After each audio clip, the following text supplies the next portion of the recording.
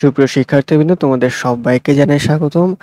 আজকের এই স্পেশাল ক্লাসে আমরা ফিজিক্স ফার্স্ট পেপার থেকে শুধুমাত্র এমসিকিউ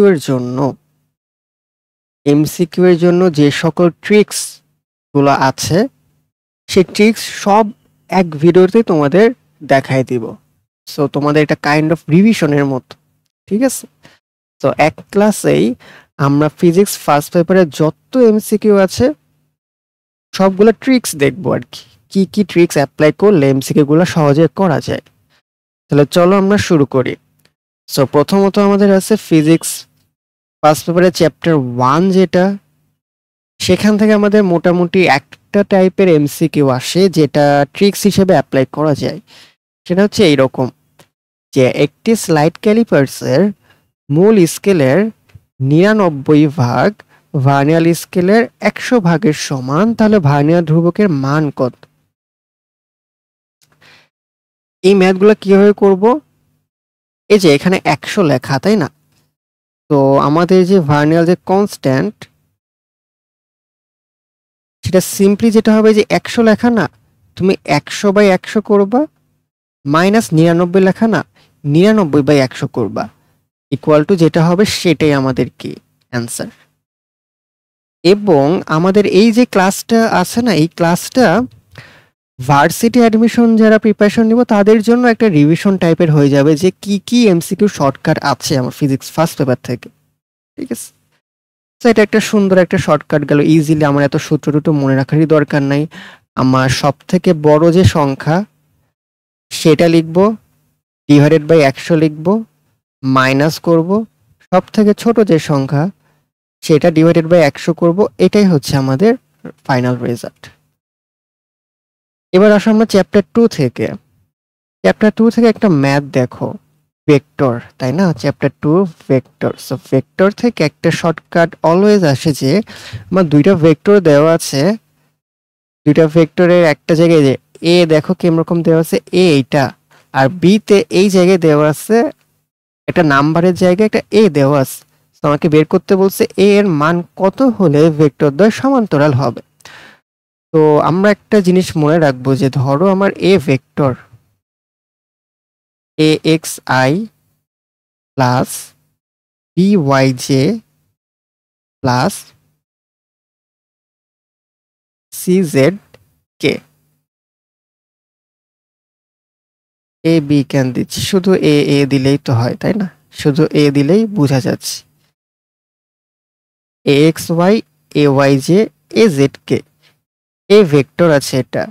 এবার আমাদের ধরো একটা ভেক্টর আছে B vector, B x I,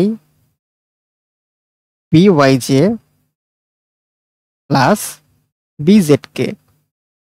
এরকম দুইটা ভেক্টর আছে, ঠিক আছে?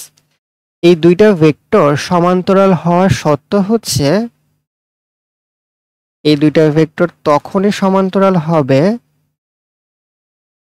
যখন আমাদের এই যে রেশিও, আয়ের যে রেশিও, আয়ের যে সহগের রেশিও, জি এর সহগের যে রেশিও, আর কে ক্যাপের সহগের যে রেশিও, তারা যখন সমান হবে তখনই দুইটা ভেক্টর কি হবে? সমান্তরাল হবে। তার মানে A x plus B x, এই ratio, A y divided by B y এই রেশিও, আর A z divided by B z এই রেশিও পরস্পর কি হবে? সমান হবে। এই হচ্ছে আমাদের সমান্তরাল হওয়ার কন্ডিশন।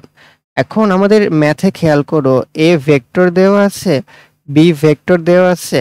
আমাকে বি ভেক্টরের যে এ, এখানে যে এ আছে, এই এর মান কত হলে ভেক্টর দ্বয় পরস্পর সমান হবে?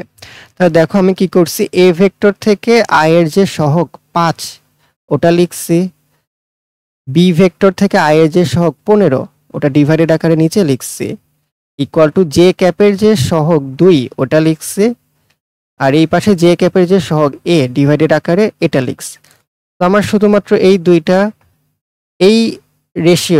রেশিও থেকে কিন্তু আমরা কি করতে পারবো? এর ভ্যালুটা ক্রস মাল্টিপ্লিকেশন করে বের করতে পারবো, তাই না?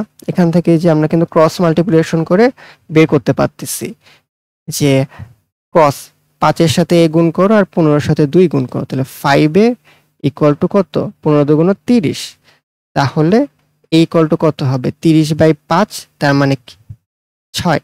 এটাই হচ্ছে আমাদের কি, এটাই কিন্তু আমাদের অ্যান্সার, তাই না? এটা আমরা এভাবে সলভ করলাম। আশা করি চ্যাপ্টার 2 থেকে এই এমসিকিউটা সুন্দরভাবে বুঝতে পেরেছো। চ্যাপ্টার 2 থেকে আরেকটা এমসিকিউ আছে। এইবার ভেক্টর দ্বয় যদি লম্ব হয় তাহলে কি কাহিনী ঘটবে? তো আমার কাছে এ ভেক্টর, আমরা আগে জেনারেলাইজ একটা ফর্মুলা বা ট্রিক্স শিখে নেই, সেই অনুসারে এই ম্যাথটা করে ফেলবো।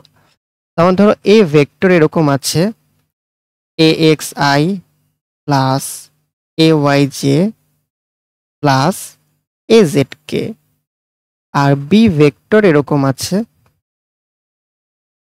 bxi plus byj plus bzk, এরকম আছে দুইটা ভেক্টর, ঠিক আছে? সো এখন এই দুইটা vector, A vector perpendicular sign B vector, মানে এ আর বি ভেক্টর লম্ব হবে যখন ax into bx plus ay into by plus az into bz এই জিনিসটা ইকুয়াল টু 0 হবে, বুঝছো? তাহলে অ্যাকর্ডিং টু আমাদের যে কোয়েশ্চেন, আমাদের কোয়েশ্চেনে দেখো ax কি লেখা আছে, ax এর জায়গায় আছে 2, bx এর জায়গায় আছে কত 4, ay এর জায়গায় আছে a, by এর জায়গায় কত আছে -2, তাই না? মাইনাস সাইনটা ইনক্লুড করতে হবে। দেন az এর জায়গায় কত আছে দেখো তো, যে k ক্যাপের সহগ কত, কিছু নাই মানে কি 1, তাহলে 1 ইন্টু bz এর সহগ আবার কত -2 ইকুয়াল টু 0। সো এই ইকুয়েশন যখন তুমি সলভ করবা দেখবা a ইকুয়াল টু কত আসতেছে, a ইকুয়াল টু আসতেছে 3, এবং এটাই হচ্ছে আমাদের কি, এটাই আমাদের ফাইনাল অ্যান্সার। আশা করি এই ম্যাথগুলো তোমরা বুঝতে পেরেছো কিভাবে সলভ করতে হয়। এবার আসো আমরা চ্যাপ্টার 3 তে চলে যাই। চ্যাপ্টার 3, চ্যাপ্টার 3 তে অনেকগুলা আমাদের শর্টকাট আছে। এটা এক, সরি এটা এক, ঠিক আছে? দেন এখানে আছে 2, এটা 3, এটা 4। চ্যাপ্টার 3 এ এই 4টা ইম্পর্টেন্ট শর্টকাট, ঠিক আছে? সো দেখো এক নম্বরে কি বলছে, এক নাম্বার শর্টকাটটা কি বলছে, এক নাম্বার শর্টকাট বলছে কোনো তক্তার 9 সেন্টিমিটার ভেদ করার পর গুলির বেগ যদি অর্ধেক হয় গুলি আর কত দূর গিয়ে থামবে। এই ধরনের ম্যাথ কিন্তু আমরা অনেক করছি, তাই না? আমরা কনভেনশনাল নিয়ম অনুসারে করি, বাট এমসিকিউতে তো ওইভাবে করা উচিত না, বুঝছো? সো এমসিকিউর জন্য কি করতে হবে, এমসিকিউর জন্য এই ট্রিক্সটা অ্যাপ্লাই করতে হবে। দেখো আমাদের একটা ফর্মুলা টাইপের দেওয়া আছে, v/u equal to root over y minus x divided by y। এইটা আমাদের হচ্ছে ফর্মুলা, যেখানে v হচ্ছে শেষ বেগ, v অবশ্যই শেষ বেগ, v আমাদের শেষ বেগ, u আমাদের কি আদি বেগ, ঠিক আছে? আর y জিনিসটা হচ্ছে টোটাল কতটুকু পার হইছে, y জিনিসটা এখানে ইম্পর্টেন্ট। y জিনিসটা হচ্ছে মোট দূরত্ব, মোট দূরত্ব, এইটা বুঝছো? তো এখন আমাদের এই ম্যাথটা হলে কিভাবে করতে হবে, আমাদের এখানে এক নাম্বার ম্যাথের শুধু কথা বলছি, এখানে আমাদের ভি দেওয়া আছে, ইউ তো ইউ ধরি, ঠিক আছে? ইউ ইকুয়াল টু ধরো এক্স, আর ভি ইকুয়াল টু কি হয়েছে, গুলির বেগের অর্ধেক হয়েছে মানে x/2। তাহলে আমাদের y ইকুয়াল টু কত হবে, ঠিক আছে? সো y ইকুয়াল টু যত হবে এখান থেকে তো আমরা বের করব y ইকুয়াল টু কত হবে, এই ইকুয়েশন থেকে আমরা দেখতে পাচ্ছি y ইকুয়াল টু কত হবে, y ইকুয়াল টু 12 সেন্টিমিটার হয় এখানে ভ্যালুগুলো বসালে, কিন্তু 12 সেন্টিমিটার হচ্ছে মোট দূরত্ব। ঠিক আছে, এখন আমাকে কোয়েশ্চেনে বলা ছিল যে 9 সেন্টিমিটার ভেদ করার পর, অলরেডি 9 সেন্টিমিটার ভেদ করে ফেলছে, অর্থাৎ সুতরাং আরো যাবে কত দূরে, সুতরাং আরো যাবে তোমার এই যে 12 থেকে 9 সাবট্রাক্ট করবা, ইকুয়াল টু কত হবে 3 সেন্টিমিটার। এটাই হচ্ছে আমাদের অ্যান্সার। বুঝছো, এইভাবে করতে হবে এই ম্যাথগুলো। সো আমাদের যদি তাহলে কি হবে, আমাদের ধরো এখানে বলা আছে যদি অর্ধেক হয়, ঠিক আছে, এটা আরেকটু শর্টকাট, আরেকটু শর্টকাট কি, যদি অর্ধেক হলে S2 ইকুয়াল টু যদি S1/3 হয়, মানে এখানে বলেছে যে ভেদ করার পর যদি 1/3 যদি ভেদ করে ওইটা বুঝাইছে, এবং যদি 1/n গুণ যদি বেগ হারায় তাহলে আর কত দূর যেয়ে থামবে, এটা হচ্ছে এক্স এর ভ্যালু, আর কত দূর যেয়ে থামবে এখানে একটা ফরম্যাট আকারে দিয়ে আছে। বুঝছো মানে কি? আচ্ছা, আমরা যদি এই স্লাইডটা যদি কপি করি, হুম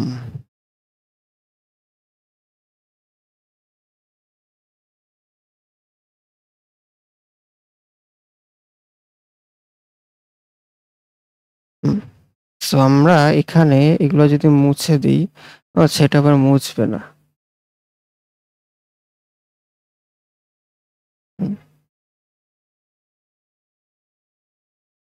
ঠিক আছে, সো এটা আমাদের কি 1 নাম্বার, তাই না? আমরা এটা করতেছিলাম। সো এখন বলছে যদি অর্ধেক হয়, যদি অর্ধেক হয় তাহলে কি S2 ইকুয়াল টু বলছে কি S1/3, এর মানে হচ্ছে 1/3 অতিক্রম করলো, এর মানে হলো 1/3 অতিক্রম করলো।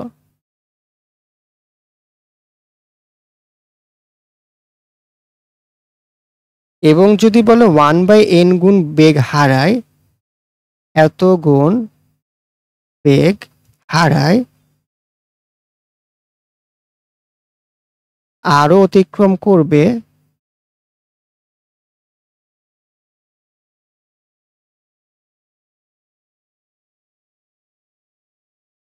তার একটা ফর্মুলা দেওয়া আছে, সেটা হলো x ইকুয়াল টু s, ঠিক আছে, s ইন্টু কি n-1 whole square divided by 2n-1। s মানে এই যে এটাই বুঝাচ্ছে, এটাই হচ্ছে আমাদের কি শুধু s। বুঝছো, সো এরকম একটা কি ছিল, এরকম একটা শর্টকাট টাইপের ছিল।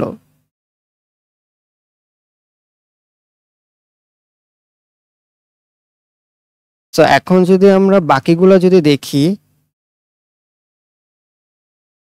এইটা আমাদের হচ্ছে কি 2 নাম্বার, এটা আমাদের 3 নাম্বার, এটা আমাদের 4 number.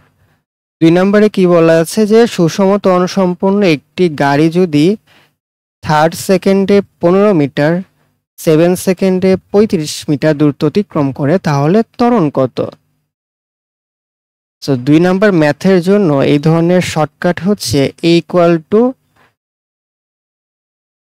S1 minus S2 divided by T1 minus T2, just এটা মনে রাখবা। তো আমাদের এখানে S1 কি জিনিস, আমাদের এখানে S1 যেটা দেয়া ছিল মানে প্রথম দূরত্ব কত, এটা S2 হবে, এখানে প্রিন্টিং মিস্টেক আছে, এখানে হবে S2 মাইনাস S1, দেন T2 মাইনাস T1, অথবা একই জিনিস আর কি, আলটিমেটলি যেভাবে মনে রাখতে পারো আসলে একই জিনিস হবে। বুঝছো, T2 minus T1, S2 minus S1, doesn't matter. Main কথা উপরে কি করবা, উপরে হচ্ছে আমার দূরত্বগুলা, মানে change in displacement divided by change in time. বুঝছো, তাহলে উপরে আমার দূরত্ব কত চেঞ্জ হচ্ছে 15 থেকে 35, মানে 35 মাইনাস 15 ডিভাইডেড বাই সময় কত চেঞ্জ হচ্ছে 3 সেকেন্ড থেকে 7 সেকেন্ড, তাহলে 7 মাইনাস 3, এটাই আনসার। বুঝছো, এটাই আনসার। 3 নম্বরে দেখো, 3 নম্বরে তো জাস্ট প্রজেক্টাইলের যে বড় যে ফর্মুলাটা আছে, একদম এই ফর্মুলা, একটা বইয়ের ফর্মুলা ইউজ করছে, ম্যাথটা পড়ে জাস্ট বইয়ের ফর্মুলা অ্যাপ্লাই করলেই সলভ হয়ে যাবে। 4 নম্বরে কি বলেছে, 2 কিলোমিটার উঁচুতে আনুভূমিক পথে 200 মিটার পার সেকেন্ড সমগতিতে উড্ডয়নশীল একটি বোমারু বিমানের তলদেশ থেকে একটি বোমার বাঁধন আলগা করে ছেড়ে দেওয়া হলো, এটি মাটিতে পড়তে কত সময় নেবে? মনে করো জি এর মান 10 মিটার পার সেকেন্ড, ঠিক আছে? তো মাটিতে পড়তে কত সময় নেবে? এই যে ম্যাথটা আছে, এই ম্যাথটা সিম্পল যে হচ্ছে পড়ন্ত বস্তুর সূত্র অনুসারে কাজ করে, ঠিক আছে? সিম্পল পড়ন্ত বস্তু সূত্র। তো পড়ন্ত বস্তুর সূত্র আমরা কি জানি? এইচ ইকুয়াল টু কি, u t plus half g t square, but u হচ্ছে কি 0, সো এইচ ইকুয়াল টু শুধুমাত্র কি হয়, half g t square. Therefore T equal to কি হয়, T equal to √2h/g। So এইখান থেকে এই যে এই শর্টকাটটা আসছে, কত সময় লাগবে, T equal to √2h/g।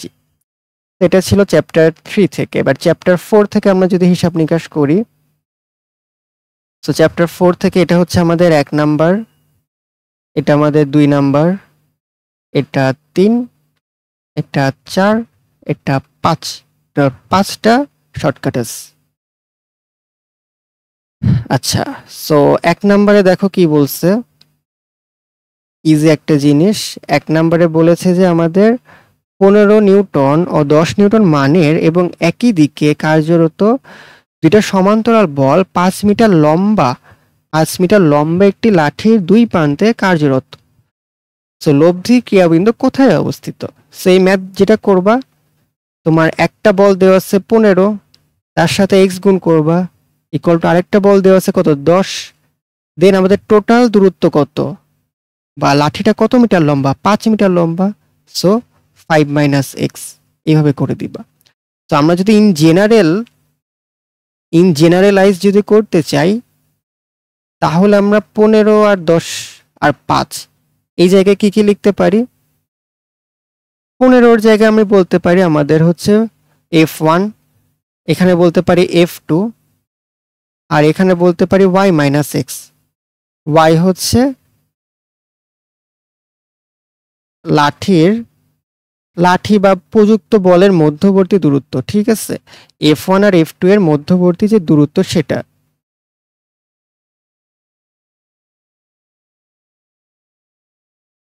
f1 আর হচ্ছে f2 এর যে ডিস্টেন্স সেইটা, ঠিক আছে? সেটাই হচ্ছে আমাদের কি, সেটাই হচ্ছে আমাদের y। এটা বুঝে নিও, সাংকেতিক চিহ্ন দিয়ে আমি হচ্ছে দেখিয়ে দিয়েছি। সো এবার হচ্ছে 2 number MCQ. 2 number MCQ just সহজ, যে একটি লিফট 2 মিটার পার সেকেন্ড ত্বরণের নিচে নামছে, লিফটের মেঝে 1 মিটার উপর থেকে স্থির বল ছেড়ে দেওয়া হলো, জি ইকুয়াল টু 10 মিটার ধরা হলে লিফটের মেঝে স্পর্শ করতে বলটি কত সময় লাগবে? সো একটা কথা বলি, এটার দুইটা ভার্সন আছে, ঠিক আছে? লিফট যদি, এই যে লিফট যদি নিচে নামে, তাহলে টি ইকুয়াল টু কত হবে? লিফট নিচে নামলে টি ইকুয়াল টু হবে √2h/g-a। আর যদি বাই চান্স লিফট উপরে ওঠে, আমার যে লিফট সেটা যদি উপরে ওঠে, তাহলে আমাদের ফর্মুলা হবে টি ইকুয়াল টু √2h/g+a। এটা জাস্ট একটু কষ্ট করে মনে রাখবা, সুন্দর একটা শর্টকাট। জাস্ট ক্যালকুলেটর নিয়ে হাতে নিয়ে বোর্ডে হলে ক্যালকুলেটর নিয়ে করতে পারবা। আর তোমার যদি বোর্ড ভার্সিটি অ্যাডমিশন হয়, তার জন্য দেখো সহজ করে দিস, জি এর ভ্যালু 10 ধরে দিস, বুঝছো? আচ্ছা, তো 3 নাম্বারটা আমাদের একটু কারেকশন করতে হবে। 3 এখানে ভুল আছে শর্টকাটটা। সো 3 যেটা হবে সেটা হলো, 3 কি বলছে, খাড়া অবস্থায় রাখা 1 মিটার দৈর্ঘ্যের দণ্ড কাত হয়ে পড়ে যায়, দণ্ডটি কত কৌণিক বেগে ভূমিকে আঘাত করবে? তো এই ধরনের ম্যাথে যে শর্টকাটটা অ্যাপ্লাই করবে সেটা হচ্ছে কৌণিক বেগ, মানে ওমেগা বের করতে বলছে। ওমেগা হচ্ছে √3g/h। h বলতে কি বোঝায়? h হলো আমার যে বস্তু, সে বস্তুর উচ্চতা, বস্তুর উচ্চতা। বুঝছো? এই হচ্ছে কাহিনী। 4 নাম্বার ম্যাথ দেখছো কি বলছে? 4 নাম্বার ম্যাথে কি বলছে? 4 নাম্বার ম্যাথে বলছে হস্ত প্রসারিত অবস্থায় এত বেগে ঘূর্ণায়মান তার জড়তার ভ্রামক 60 ভাগ যদি করা যায়, কিভাবে করা যায় 60 ভাগ? গুটানো অবস্থায়, মানে একজন হাত টান টান করে দিয়ে ঘুরতেছে, সে হচ্ছে কি করলো, হাতগুলোকে গুটায় নিল। এখন হাত গুটানো অবস্থায় প্রতি সেকেন্ডে ঘূর্ণন সংখ্যা কত? এটার একটা শর্টকাট কি বলছে, n2 equal to n1 divided by 1 minus 0.01 into x, এটা বলছে, তাই না? তাহলে এখানে n1 মানে কি? এখানে n1 মানেটা কি? n1 মানে হচ্ছে প্রাথমিক ঘূর্ণন বেগ। ঠিক আছে, প্রাথমিক ঘূর্ণন বেগ, প্রাথমিক হচ্ছে রিভলিউশন, n2 হচ্ছে ফাইনাল রিভলিউশন। ঠিক আছে, শেষ ঘূর্ণন সংখ্যা আর কি, প্রাথমিক ঘূর্ণন সংখ্যা, প্রাথমিক ঘূর্ণন সংখ্যা, দেন হচ্ছে কি শেষ ঘূর্ণন সংখ্যা। এক্স বলতে বোঝায় যে জড়তার ভ্রামকের অংশ। ঠিক আছে,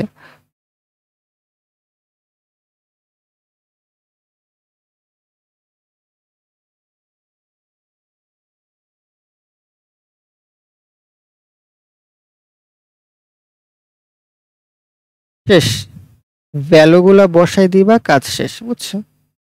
আচ্ছা, তো এবার চলো 5 নাম্বারটা দেখি। 5 নাম্বার সিম্পল একটা ট্রিক্স, এখানে হয়তো বোঝা যাচ্ছে না।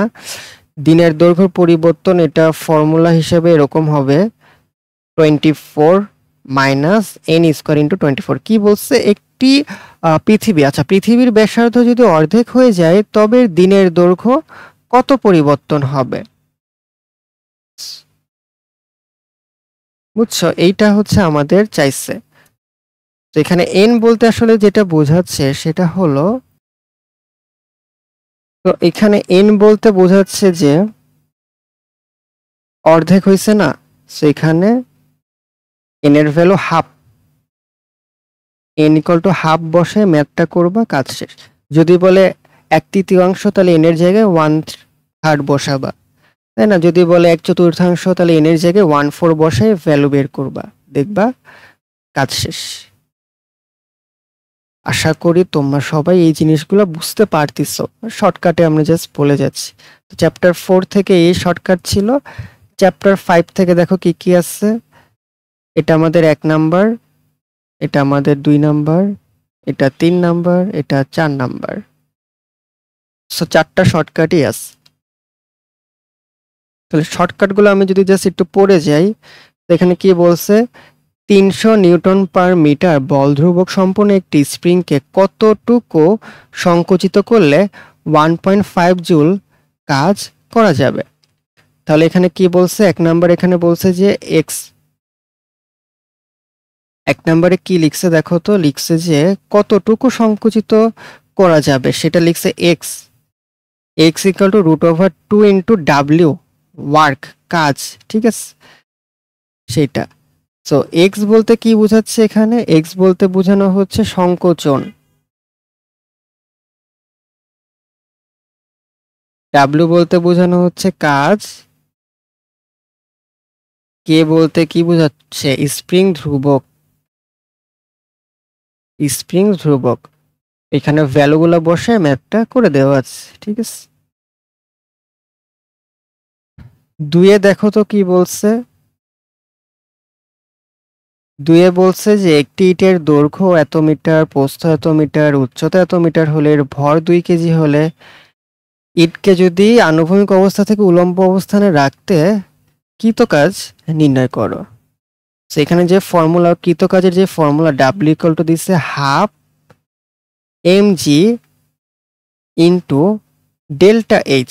বুঝছো, ডেল্টা এইচ মানে কি? উচ্চতার যে ডিফারেন্স, উচ্চতার যে পার্থক্য, সেটা। তাহলে এখানে ডাব্লিউ এম মানে তো বুঝতেছই, এম মানে কি ভর, আর ডেল্টা এইচ মানে কি, ডেল্টা এইচ মানে উচ্চতার পরিবর্তন।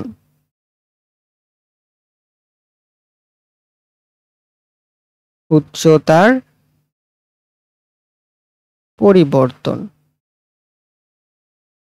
এখন উচ্চতা এটা জিনিসটা আসলে ভালো মতো আবার বুঝতে হবে, ঠিক আছে?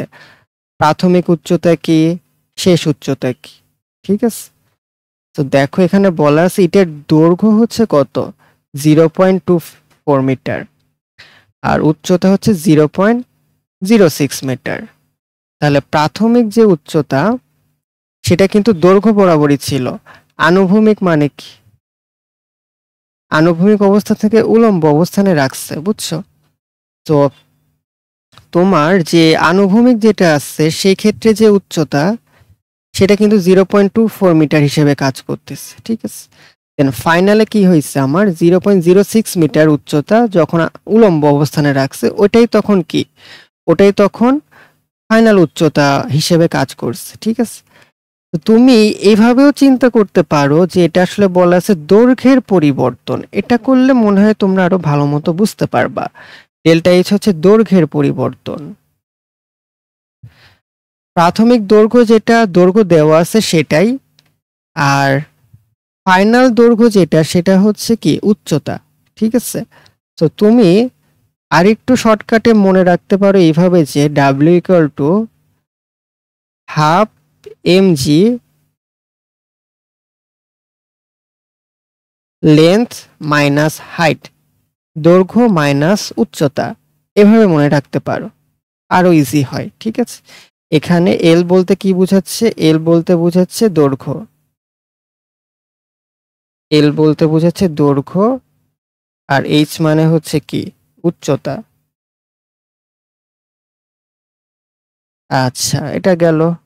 এবার দেখো 3 নম্বরে কি বলছে, 3 নম্বরে সিম্পল দেখো একটা ফর্মুলা ইউজ করেছে, একটি রাইফেলের গুলি নির্দিষ্ট পুরুত্বের একটি তক্তা ভেদ করতে পারে সম্পূর্ণভাবে। তাহলে ওই রূপ 16টি তক্তা ভেদ করতে হলে বেগ কত গুণ করতে হবে? সুন্দর একটা ফর্মুলা বলে দিচ্ছে, ভি ইকুয়াল টু কত, রুট ওভার এন। এটা মনে রাখবা, এন মানে হচ্ছে কি, এন মানে এই যে ভেদকৃত তক্তার সংখ্যা। বোঝা গিয়েছে, সুন্দর একটা শর্টকাট।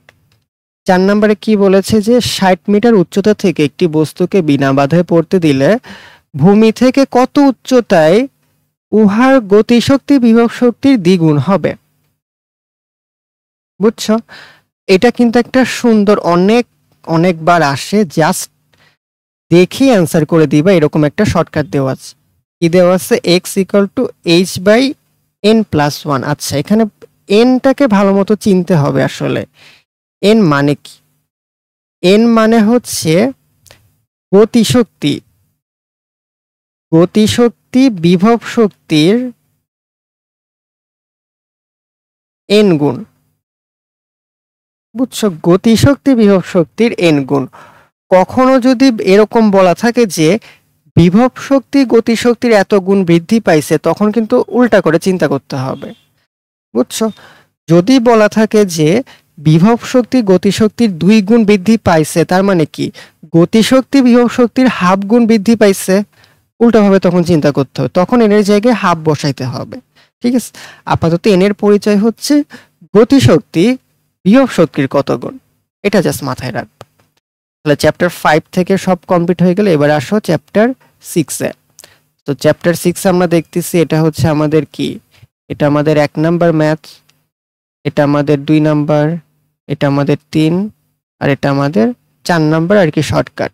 তো সবই আসলে এখানে দেওয়া আছে, সবই এখানে দেওয়া আছে যে পৃথিবী হতে কত উচ্চতায় জি এর মান এত মিটার পার সেকেন্ড।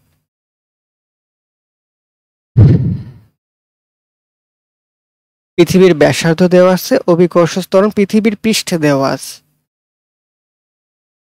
তো আমাকে পৃথিবী হতে কত উচ্চতায়, মানে এইচ এর একটা ফর্মুলা দেওয়া আছে, h equal to root over g divided by g h minus 1।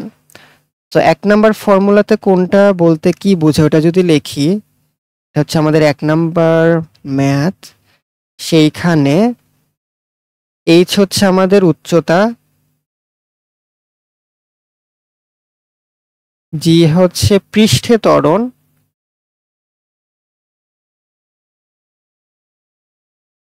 GH বলতে কি বোঝায়, ওই উচ্চতায় ত্বরণ,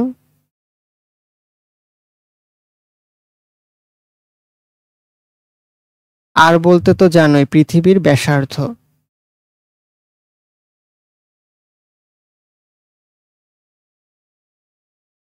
এই হচ্ছে 1 নম্বরের সবকিছুর পরিচয়। 2 নম্বরে কি বলছে, ভূপৃষ্ঠ হতে 320 কিলোমিটার অভ্যন্তরে অভিকর্ষ ত্বরণের মান কত। একটা ছিল উচ্চতায় ত্বরণ, একটা হচ্ছে কি নিম্নতায় ত্বরণ, তাই না, মানে হচ্ছে গভীরতায়।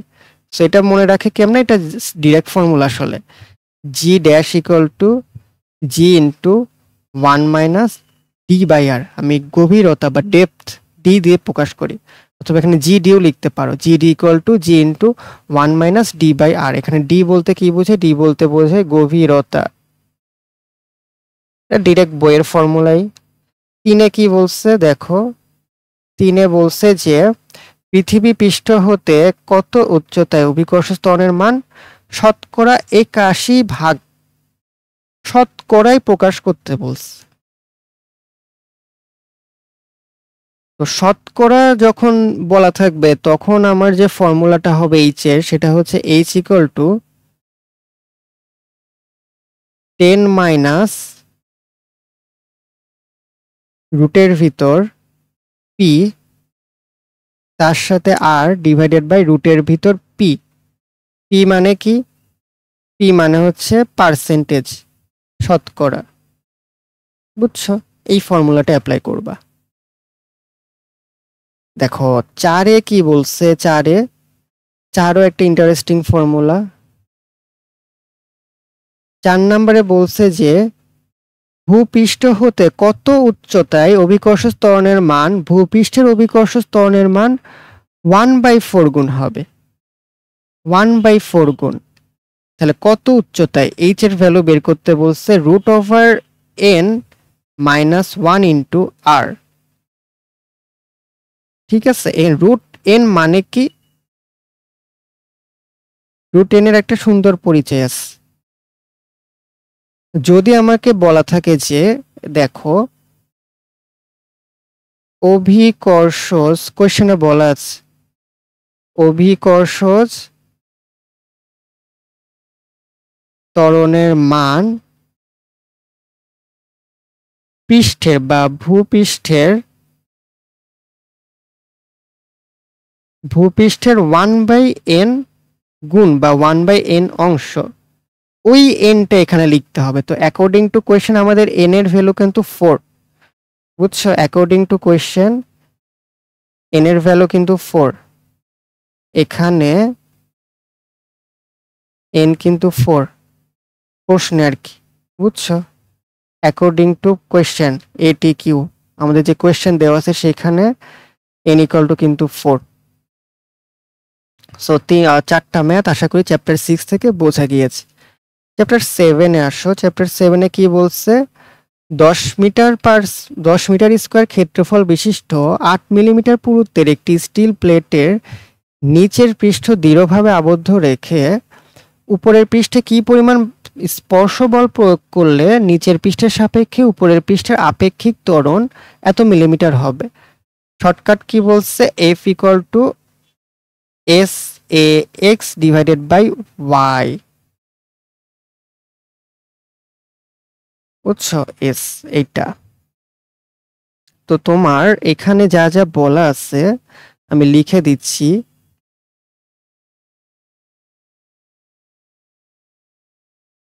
এস মানে এখানে বলেছে সেটা হচ্ছে পীড়ন, এস ইকুয়াল টু এখানে পীড়ন, এ ইকুয়াল টু কত, এ ইকুয়াল টু হচ্ছে ক্ষেত্রফল বুঝাচ্ছে, এ হচ্ছে ক্ষেত্রফল, এক্স বলতে কি বোঝাচ্ছে, এক্স বলতে বোঝাচ্ছে আপেক্ষিক সরণ,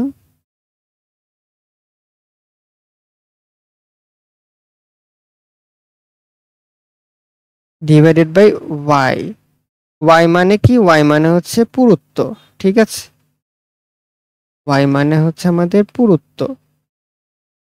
সেটা অ্যাকচুয়ালি ছোট হাতের y লিখলে আবার ইয়ং মডুলাস মনে করবা কি না, সো আমরা হচ্ছে ছোট হাতের y লিখি, sax ডিভাইডেড বাই y। এই হচ্ছে আমাদের ফর্মুলা। এস মানে পীড়ন। এই পীড়নের সূত্র কি বলতো? পীড়নের সূত্র কিন্তু না, পীড়নের সূত্র এখানে লাগবে না, এটাই আমাদের শর্টকাট, ঠিক আছে? F equal to S A x divided by Y. পীড়নের সূত্র এখানেই দিয়ে দিছে ডিরেক্ট। বোঝা গেল এই ম্যাথটা? সো এটা একটা কি সুন্দর একটা শর্টকাট। আরো কিছু আছে দেখো, যেমন এখানে আছে কি, এটা ধরো 1 নাম্বার তো আমাদের গেল, এটা আমাদের 1 নাম্বার, এটা আমাদের 2 নাম্বার, এটা আমাদের 3 নাম্বার, এটা আমাদের 4 নাম্বার শর্টকাট।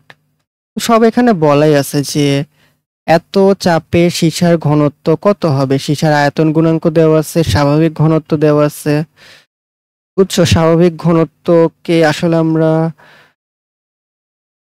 রো, হ্যাঁ ঠিক আছে না সবকিছু? হুম। সো স্বাভাবিক ঘনত্বকে আমরা আসলে এই যে এফ, এটা আসলে রো হবে, রো ইকুয়াল টু এত, rho equal to 11.4 gram per centimetre cube. So আমরা কি করব? ফর্মুলা বসাই দিব ডিরেক্ট, এখানে সব তো দেওয়াই আছে। তো 2 নাম্বারের আমাদের আসলে ফর্মুলাটা কি?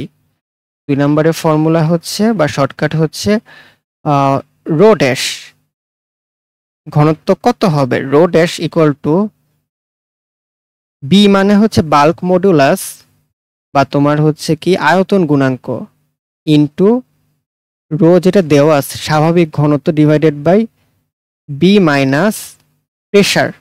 এটা আবার রো মনে করো না, উপরেরটা হচ্ছে রো, নিচেরটা হচ্ছে প্রেসার। এই হচ্ছে আমাদের 2 নম্বরের শর্টকাট।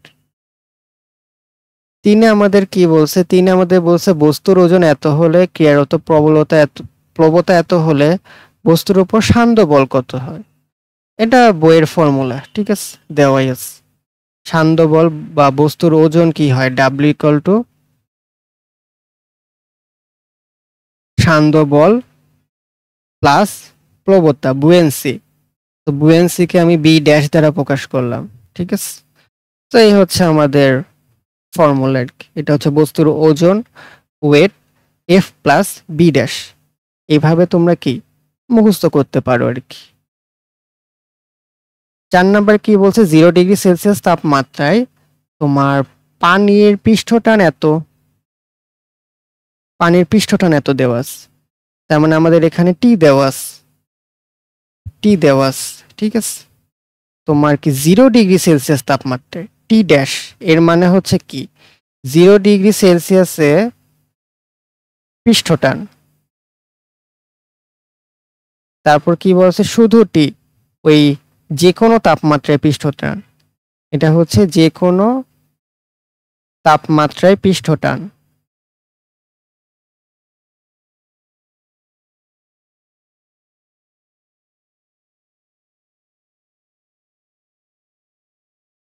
আর তোমার হচ্ছে টেম্পারেচার,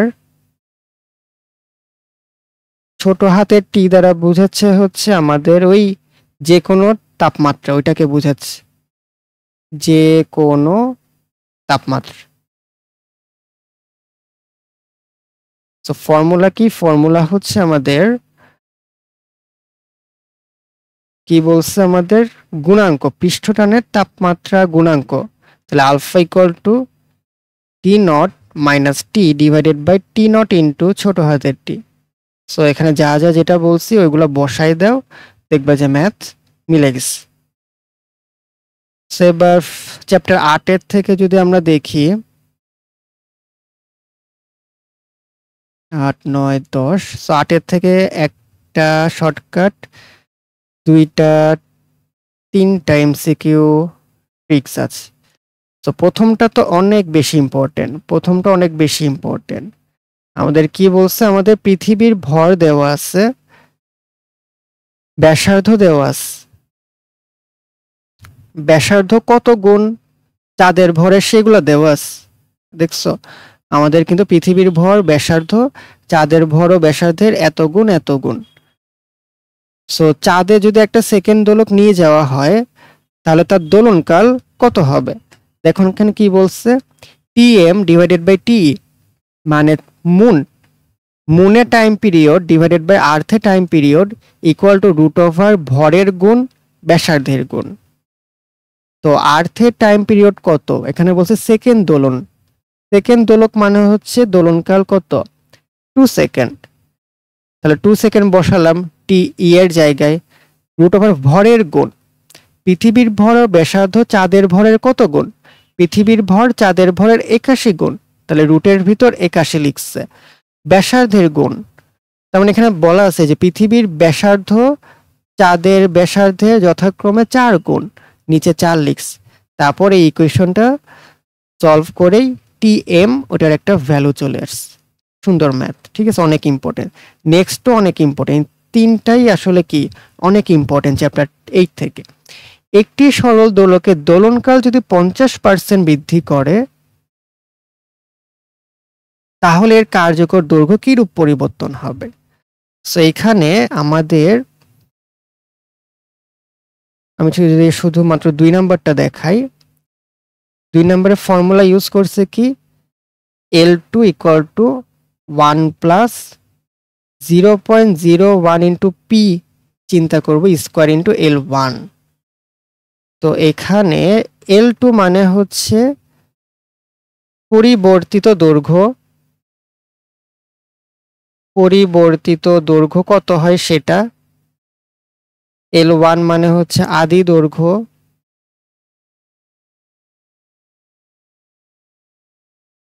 পি মানে হচ্ছে কত শতকরা পরিবর্তন,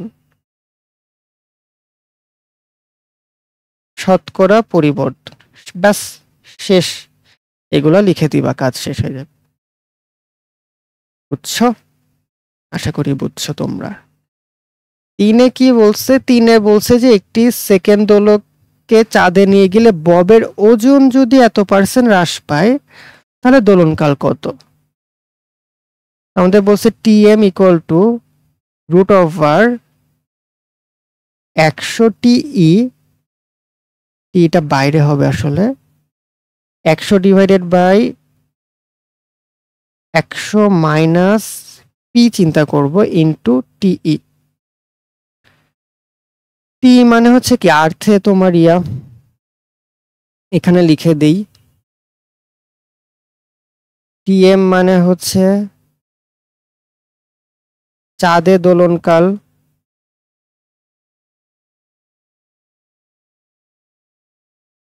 টি মানে হচ্ছে চাঁদে কি চন্দ্রবিন্দু হয় না, টি মানে হচ্ছে পৃথিবীতে দোলনকাল,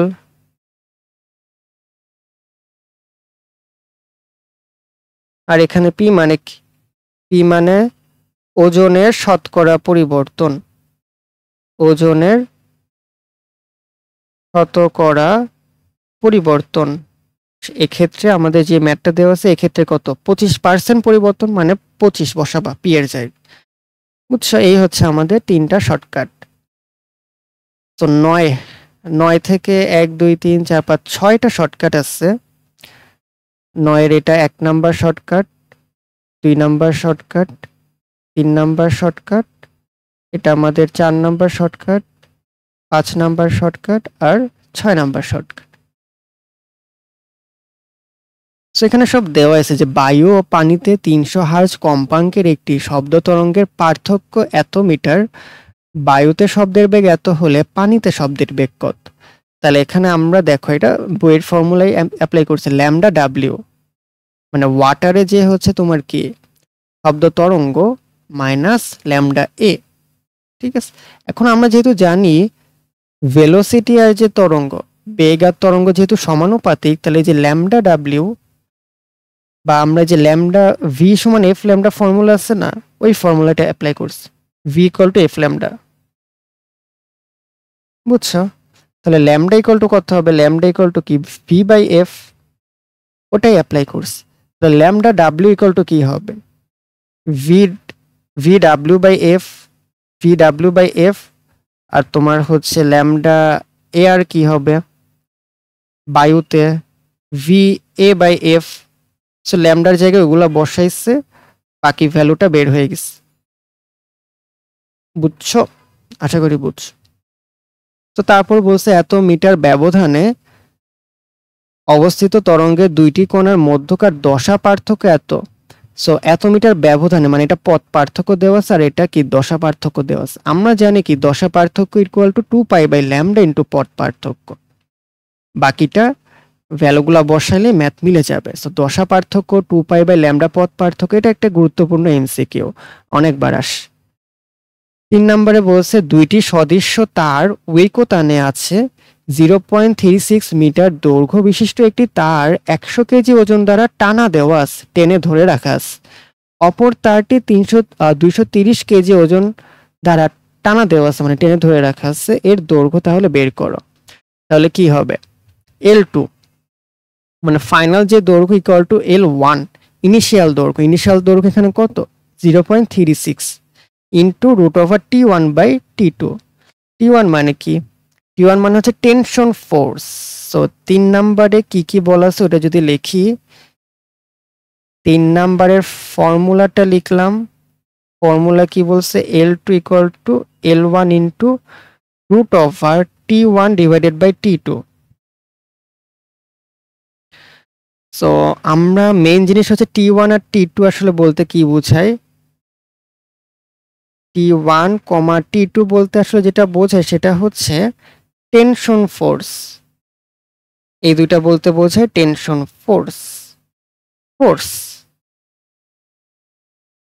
টেনশন ফোর্স একটা ওজন দ্বারা টেনে ধরে রাখা হয়েছে। 230 কেজি ওজন দ্বারা টেনে দেওয়া হয়েছে। আসলে 230 কেজি ওজন বলতে যেটা বোঝাচ্ছে আমাদের যে ফোর্স, ফর্মুলা হচ্ছে T1 ইকুয়াল টু M1G, মানে এখানে ভরটা আসলে দেওয়া আছে 230 কেজি ভর দ্বারা টানা দেওয়া আছে, এটা বলা উচিত ছিল। ঠিক আছে, T2 মানে হচ্ছে M2G। এই হচ্ছে আমাদের ম্যাথ। সো তারপর আলটিমেটলি আসলে ডাজেন্ট ম্যাটার, কারণ দুইটাই কি 9.8 হবে। এখানে 9.8 দ্বারা গুণ দেওয়া হচ্ছে, যেটা কি আলটিমেটলি কাটাকাটি হয়ে যায়, তাই না? আলটিমেটলি কাটাকাটি হয়ে যায়। সো এই হচ্ছে আমাদের জিনিসপত্র দেওয়া আছে। তো আমাদের এই 9.8 এটা দেখার দরকার নাই তাহলে, তাই না? এটা দেখার দরকার নাই। √T1 প্রথমটা 100 কেজি ডিভাইডেড বাই 230 কেজি, দ্বিতীয়টা 230 কেজি ডিভাইড করে দিব, আমার ম্যাথ মিলে যাবে। 4 নম্বরে কি বলা আছে? 4 নম্বরে বলা আছে দুইটি তারের ব্যাসার্ধের অনুপাত আর ঘনত্বের অনুপাত যথাক্রমে এত আর এত হলে তার দ্বয়ের কম্পনে উৎপন্ন বিটের সংখ্যা কত হবে? সো এখানে ডিরেক্ট ফর্মুলা কিন্তু আমাদের দিয়েই দিস, বুঝছো? 4 নম্বরে আমাদের ডিরেক্ট ফর্মুলা কিন্তু আমাদের দিয়েই দিস। ডিরেক্ট আমাদের ফর্মুলা কি? F1 divided by F2 equal to R1/R2 √ρ1/ρ2। এখানে কি কি দেওয়া আছে? ব্যাসার্ধের অনুপাত দেওয়া আছে। আচ্ছা মানে লিখি আমাদের এই ম্যাথে কি কি দেওয়া আছে। এখানে দেওয়া ছিল আমাদের ব্যাসার্ধের অনুপাত, মানে R1:R2 কিন্তু দেওয়া ছিল, মানে R1/R2 দেওয়া ছিল 1:2। ঘনত্বের অনুপাতও দেওয়া আছে, ρ1:ρ2 দেওয়া আছে 4:1, সবই দেওয়া আছে। তাহলে বিটের সংখ্যা কত এটা বের করা যাবে না? যাবে। দেখো বিটের সংখ্যা কত হয়েছে, F1 = F2। তার মানে কি বিট মানে কি? F1 মানে তো ফ্রিকোয়েন্সি, তাই না? বিট মানে হচ্ছে F1 - F2। তাহলে F1 - F2 = কত হয়েছে? 0। অ্যান্সার শেষ। বুঝছো? কাজ শেষ।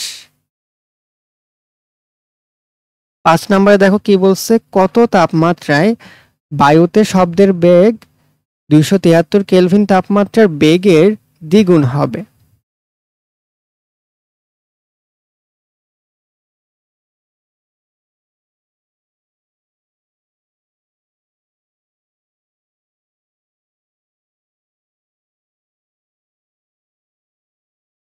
আচ্ছা, সো এখানে কি বলছে,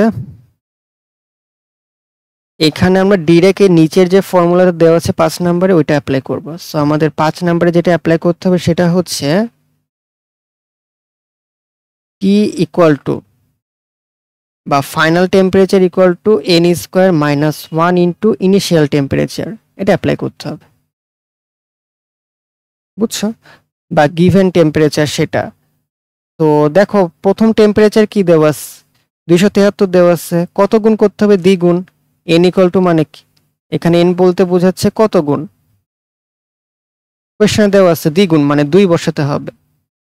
T1 মানে আমাদের যে গিভেন টেম্পারেচার সেটা বসাতে হবে, তাহলে কাজ শেষ। 6 কি বলছে, 6 এর ফর্মুলা ডিরেক্ট দেওয়াই আছে। 6 আমাদের বলছে যে 0 ডিগ্রি সেলসিয়াসে শব্দের বেগ ভি নট দেওয়া আছে। ভি নট মানে হচ্ছে 0 ডিগ্রি সেলসিয়াসে শব্দের বেগ, ভি হচ্ছে ওই কততে বেগ বের করতে বলছে সেটা।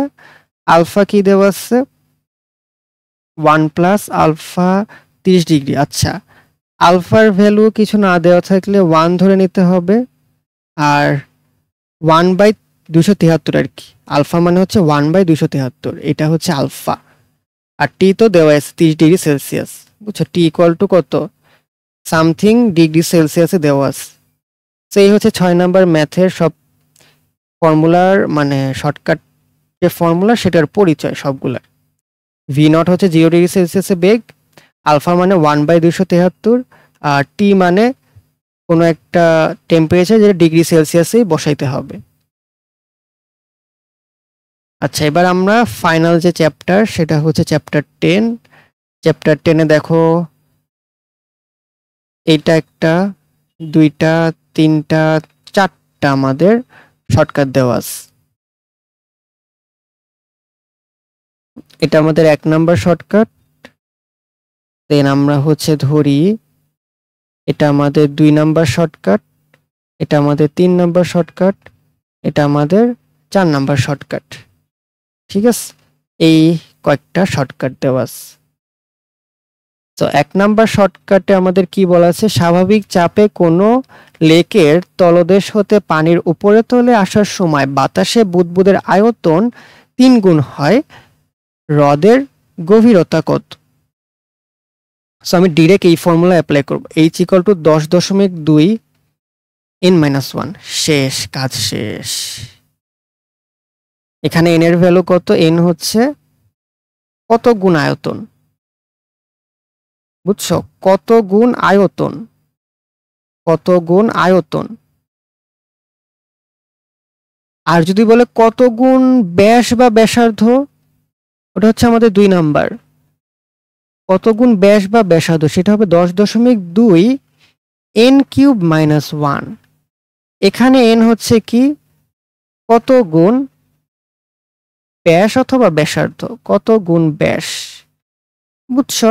এইটা জাস্ট এইটুকু, কাজ শেষ। 3-এ তো কি বলছে, 3-এ তো মোটামুটি এটা আসলে বইয়ের ফর্মুলায় বলা যায় যে একটি সিলিন্ডারে রক্ষিত অক্সিজেন গ্যাসের আয়তন 100 সেন্টিমিটার কিউব এবং তাপমাত্রা 300 কেলভিন, চাপ দেওয়া আছে, তাপমাত্রা স্থির রেখে কিছু অক্সিজেন বের করে নেওয়ার পর চাপ কমে এত হলে কি পরিমাণ অক্সিজেন?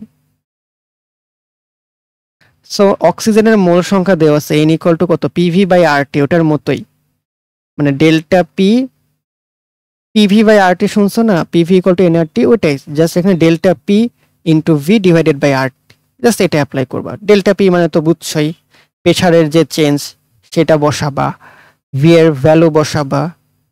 হ্যাঁ, আর এখানে দেখো প্রেসারের চেঞ্জ কিসের, 10⁵, এটা কিন্তু 10⁵ বলছে, 10⁵, ঠিক আছে? এটা আবার ভুল করো না, প্রিন্টিং মিস্টেক হয়েছে।